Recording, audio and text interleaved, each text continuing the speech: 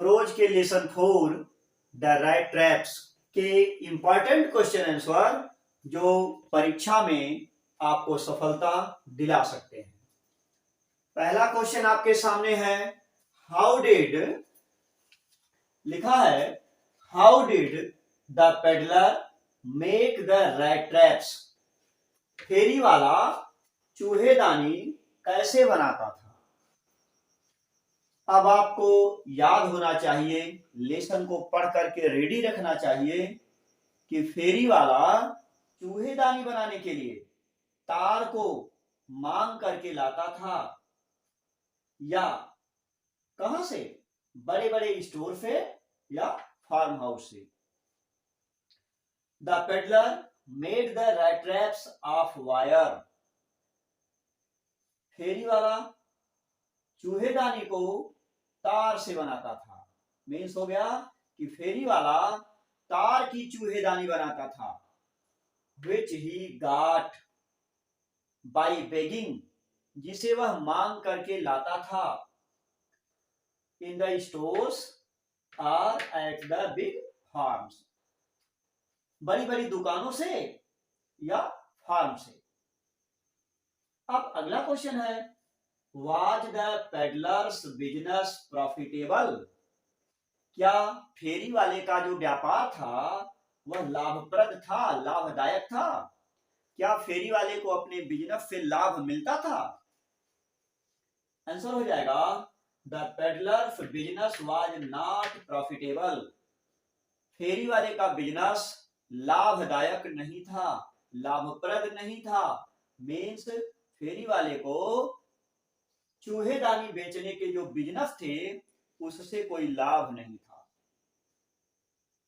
Next question, what did the peddler do for his livelihood. Livelihood means होता है जीविका, जो कार्य करके आदमी अपना जीवन चलाता हो, जिंदा रहता हो, अपना भरण पोषण करता हो, उस कार्य को कहेंगे लिवलीहुड, आजीविका। क्वेश्चन है, what did the peddler do for his livelihood. फेरी वाला अपनी जीविका के लिए क्या करता था। Answer, the peddler used to sell small rat traps for his livelihood. फेरी वाला अपनी जीविका के लिए स्मॉल रैट ट्रैप्स, छोटी छोटी चूहेदानियों को यूज्ड टू सेल, बेचा करता था। The peddler used to sell small rat traps for his livelihood. फेरी वाला अपनी जीविका के लिए छोटी छोटी चूहेदानियों को बेचा करता था। He used to steal small things. वह छोटी छोटी वस्तुओं को चुराया करता था, अर्थात वह चोरी भी करता था। As well as beg for his livelihood, या अपना जीवन चलाने के लिए वह भीख मांगता था, भिक्षा भी मांगता था। मीन्स क्या हो गया, चूहेदानी बेचने से जब उसका खर्च नहीं चल पाता था, वो भूखो रहता था, तो चांस मिलने पर वह, लिखा स्टील स्मॉल थिंग्स, छोटी छोटी वस्तुओं को चुरा लेता था। एज वेल एज बेग, और वह मांगता भी था, भिक्षा भी मांगता था। मीन्स चूहेदानियों को बेचता था, छोटी छोटी वस्तुओं को चोरी करता था और भीख भी मांगता था। क्यों, फॉर हिज लिवलीहुड, अपनी जीविका के लिए, अर्थात जीवन यापन करने के लिए। इस प्रकार से हम कह सकते हैं कि फेरी वाले का जो चूहेदानी बेचने का बिजनेस था वो क्या था, प्रॉफिटेबल नहीं था। और वो जीविका के लिए क्या करता था, छोटी छोटी वस्तुओं की चोरी करता था और भीख मांगता था तथा सेल स्मॉल रैट ट्रैप्स, छोटी छोटी चूहेदानियों को बनाकर बेचता था। क्वेश्चन है, who supported the old man when he was unable to do day labour. दिन भर का कार्य अर्थात दिन भर की मजदूरी करने में जब बूढ़ा आदमी असमर्थ हो गया, अर्थात जब बूढ़े आदमी से दिन भर मजदूरी करना संभव नहीं रह गया। हु सपोर्टेड, कौन सहायता करता था, अर्थात बूढ़े आदमी की सहायता कौन करता था, कैसे उसका जीवन बीतता था। आंसर है when the old man was unable to do day labor या डे लेबर। जब बूढ़ा आदमी दिन भर की मजदूरी करने में असमर्थ हो गया, जब वह मजदूरी नहीं कर पाता था। इट वॉज हिज काउ, उसकी गाय, विच सपोर्टेड हिम, जो उसकी सहायता करती थी। वह कौन थी? उसकी गाय थी। लिखा इट वॉज हिज काउ, वह उसकी गाय थी। विच सपोर्टेड हिम, जो उसकी सहायता करती थी। सहायता कैसे करती थी गाय? That cow was extraordinary, वह गाय असाधारण थी, उसमें विशेष गुण था। सी गेव मिल्क, क्या लिखा है? सी gave milk for creamery every day, वह गाय डेयरी के लिए अर्थात बेचने के लिए, बूढ़ा आदमी दूध को ले जाकर के बेच करके पैसा कमा सके इसके लिए। सी गेव मिल्क, वह दूध देती थी। गाय असाधारण थी, वह दूध देती थी, बूढ़ा आदमी उसको ले जाकर के बेचता था।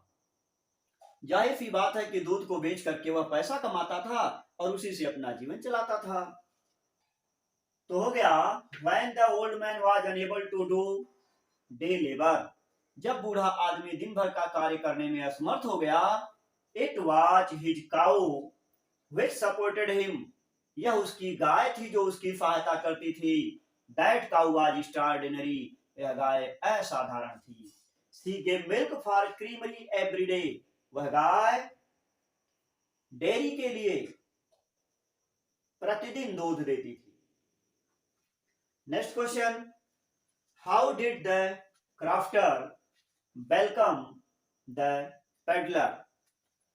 क्राफ्टर ने, मीन्स हो गया कि सड़क के किनारे रहने वाला वह बूढ़ा आदमी, क्राफ्टर ने फेरी वाले का स्वागत किस प्रकार किया? जरा सोचिए, यदि आपके दरवाजे पर कोई अनजान व्यक्ति आ जाए जिससे कोई जान पहचान नहीं है और वह कहता है कि आज की रात मैं यहीं रुकना चाहता हूं, तो आपके मन में क्या विचार आएगा, आप क्या सोचेंगे और आप उसका स्वागत कैसे करेंगे? ये तो आपकी बात है। यहां लिखा कि how did the crafter welcome the peddler, crafter ने फेरी वाले का स्वागत किस प्रकार किया? आप सुनो, फेरी वाला कौन था? जो चूहेदानी बेचता था। क्राफ्टर कौन था? जो सड़क के किनारे अपने झोपड़ी में या अपने घर में रहता था। आंसर होगा as soon as the peddler knocked, as soon as the peddler knocked the door of the crafter, जैसे ही फेरी वाला उस बूढ़े क्राफ्टर का दरवाजा खटखटाता है। To ask shelter for the night, रात रुकने के लिए शरण मांगता है। जैसे ही फेरी वाले ने उस क्राफ्टर का दरवाजा खटखटाया और रात रुकने के लिए शरण मांगी। He opened the door, उसने दरवाजा खोल दिया। And welcomed him, और उसका स्वागत किया। वार्मली, बड़ी ही उत्सुकता से। And gave him supper, और उसे खाने के लिए भोजन दिया। क्या दिया? उसको खाने के लिए भोजन दिया। उस बूढ़े व्यक्ति ने उसे खाने के लिए क्या दिया? भोजन दिया, रात का भोजन। तो क्लियर हो गया कि बड़ी ही गर्मजोशी से उस क्राफ्टर ने इस फेरी वाले का स्वागत किया और रात को रुकने की जगह भी दिया और प्लस भोजन भी खिलाया। What were the reaction of the peddler after stealing the 30 kroners of the old man? बूढ़े आदमी का 30 क्रोनर्स चुराने के बाद फेरी वाले की क्या प्रतिक्रिया थी? फेरी वाले ने जब बूढ़े आदमी का 30 क्रोनर्स चुरा लिया तो उसके बाद उसकी क्या प्रतिक्रिया थी, क्या किया उसने? आंसर है, after stealing the kroners of the old man the peddler felt quite pleased with his smartness. बूढ़े आदमी का क्रोनर्स चुराने के बाद the peddler felt quite pleased, जो फेरी वाला था बड़ा ही आनंद महसूस किया, विथ हिज स्मार्टनेस, अपने शानदार तरीके पर। उसे स्मार्टनेस तरीके से चोरी करने पर बड़ी खुशी महसूस हुई, ठीक है। But he dared not to continue on the public highway, लेकिन वह पब्लिक हाईवे पर अर्थात जिस रोड पर पूरी जनता चलती है, पूरे समाज के लोग चलते हैं, उस पर चलने की हिम्मत नहीं किया। But he dared not to continue on the public highway, लेकिन वह जनता मार्ग पर चलने की हिम्मत नहीं किया। And turn off the road into the woods, रास्ता बदलकर वह जंगल की ओर चल दिया। पब्लिक हाईवे को छोड़ करके वह जंगल में घुस गया। क्यों? अब आप सोचेंगे जंगल में क्यों घुस गया? पकड़े जाने के डर से। चोरी करने के बाद वह सड़क को छोड़ करके जंगल में घुस गया, पकड़े जाने के डर से। Why did the peddler not walk on the public highway? फेरी वाला जनता मार्ग पर क्यों नहीं चला? तो आपको पता होगा, चोरी करने के बाद पकड़े जाने के डर से लोग पब्लिक हाईवे को छोड़ देते हैं और ऐसे रास्ते पर भाग जाते हैं जहां पर लोग नहीं जाते हैं। तो सेम ऐसे ही है। Why did the peddler not walk on the public highway? Answer हो जाएगा, The peddler did not walk on the public highway. फेरी वाला जनता मार्ग पर अर्थात सड़क पर जिस पर सारी जनता चलती है,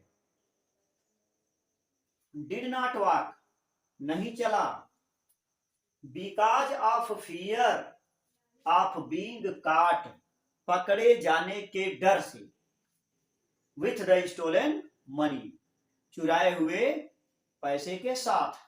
मीन्स क्या हो गया? चोरी के धन के साथ पकड़े जाने के डर से पेडलर ने पब्लिक हाईवे को छोड़ दिया। अब समझ में आ गया होगा कि पेडलर ने अर्थात फेरी वाले ने पब्लिक हाईवे को क्यों छोड़ दिया। तो हो जाएगा, the peddler did not walk on the public highway because of fear of being caught with the stolen money. चोरी के धन के साथ पकड़े जाने के डर के कारण पेडलर ने पब्लिक हाईवे छोड़ दिया। नेक्स्ट क्वेश्चन देखते हैं हम लोग, क्या है नेक्स्ट क्वेश्चन? अब नेक्स्ट क्वेश्चन है, why did the peddler come to the crafter's place after half an hour? आधे घंटे के बाद पेडलर क्राफ्टर के घर क्यों आया? कहानी जानिए। रात के समय में पेडलर ने क्राफ्टर के घर शरण लिया, उसके घर खाना खाया, सोया और सुबह के समय जब उसके घर से निकला, रास्ते पर आगे गया और वह क्राफ्टर भी अपने घर से बाहर निकल करके काम पर गया।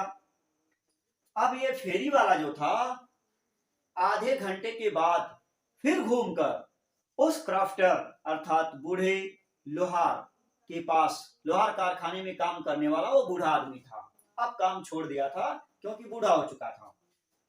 तो वह फेरी वाला उस क्राफ्टर के घर पर आधे घंटे के बाद फिर क्यों आया? सीधी सी बात है। आंसर में देखिए, आफ्टर हाफ एन आवर, आधे घंटे के बाद, the peddler came to the crafter's place. आधे घंटे के बाद पेडलर क्राफ्टर के घर पर आया। टू स्टील द मनी, एक आंसर है टू स्टील द मनी, धन चुराने के लिए, क्योंकि रात में उसने देखा था कि वो क्राफ्टर पैसे को कहां रखा है। तो चूंकि ये जो पेडलर था, इसका बिजनेस से काम नहीं चलता था, इसका पेट नहीं भरता था, आजीविका नहीं चल पाती थी, तो यह समय समय पर भीख भी मांग लेता था और मौका मिलने पर चोरी भी कर लेता था। तो रात में क्राफ्टर के घर रहा, उसके घर खाया, सोया और देखा रात में कि वह क्राफ्टर पैसा कहां रखा है। सुबह में जब क्राफ्टर अपने काम पर जाने लगा तो यह भी पेडलर भी उसके घर से निकला। आधे घंटे के बाद फिर घूम करके आता है और सोचता है कि क्राफ्टर तो अपने काम पर लग गया होगा, और आधे घंटे के बाद वापस आकर खिड़की के रास्ते अपना हाथ अंदर डाला और उसके झोले में से पैसा निकाल लिया। तो सीधी सी बात है, आधे घंटे के बाद क्राफ्टर के घर जो पेडलर आता है, ये चोरी करने के लिए आता है, टू स्टील द मनी, धन चुराने के लिए। एक आंसर इसका है कि रुपया, धन चुराने के लिए आता है। इस लेसन के 5 इंपॉर्टेंट मल्टीपल क्वेश्चन, जिस क्वेश्चन को लिखकर उसके नीचे उसके 4 मल्टीपल दिए रहेंगे, उनमें से एक मल्टीपल सही होगा, आपको सिर्फ वही मल्टीपल लिखना है। हम चारों मल्टीपल आपको याद ही नहीं करवाएंगे, आप सिर्फ ट्रू मल्टीपल जो सही आंसर है वही याद रखिए।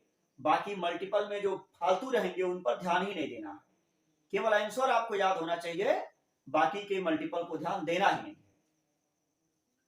तो जैसे क्वेश्चन हो जाए, the rat traps were made of, चूहेदानियां बनाई जाती थी किस चीज से? एक आंसर है वायर, तार से। आपको मल्टीपल में क्या खोजना है? सिर्फ वायर, जहां वायर लिखा रहेगा वही मल्टीपल लिख देना है। What did the peddler sell, peddler क्या बेचता था? आंसर है रैट ट्रैप्स। क्या बेचता था? चूहेदानियां। बस सिर्फ यही देखना, बाकी कुछ भी दिया हो कोई मतलब नहीं। The old man's source of income was, बूढ़े आदमी की कमाई का साधन क्या था? गाय, क्योंकि बूढ़ा आदमी जब काम नहीं कर पाता था तो उसकी जो एक्स्ट्रा ऑर्डिनरी गाय थी वही तो उसको दूध देती थी। तो आप एक आंसर याद रखेंगे, काऊ, काऊ को लिख देंगे, बस सही हो जाएगा। How many kroners were stolen by peddler, peddler के द्वारा कितने क्रोनर्स चुराए गए? तो हो गया 30 kroners, 30 kroner. What was the name of iron master's daughter, लोहार कारखाने के मालिक की डॉटर का, पुत्री का क्या नाम था? एडला विल्मैनसन, लिखा है एडला विल्मैनसन। याद रखिएगा, एडला नाम से और भी विकल्प रहेंगे, लेकिन एडला के सामने जहां विल्मैनसन लिखा रहेगा यही सही करिएगा। तो एडला विल्मैनसन, आयरन मैन्स डॉटर नेम। तो इस तरह से क्रोच के लेसन 4 के इंपॉर्टेंट क्वेश्चन और उनके आंसर और मल्टीपल टाइप क्वेश्चन के आंसर को हम आपके सामने अच्छी तरह से पेश करने का प्रयास किए। मुझे आशा है कि यदि आप ईमानदारी पूर्वक मन लगा करके पढ़ेंगे अवश्य समझ में आएगा और यह आपकी परीक्षा में बेहद हेल्पफुल, सहायक सिद्ध होगा। तो आप अपना प्रोग्रेस करिए और अपने दोस्तों को भी आगे बढ़ने का चांस दीजिए, इसलिए उनको हमारे चैनल को सब्सक्राइब करने के लिए अवश्य प्रेरित करें और मन लगा करके पढ़ें, अपना प्रोग्रेस करें और अच्छे नंबरों को प्राप्त करें।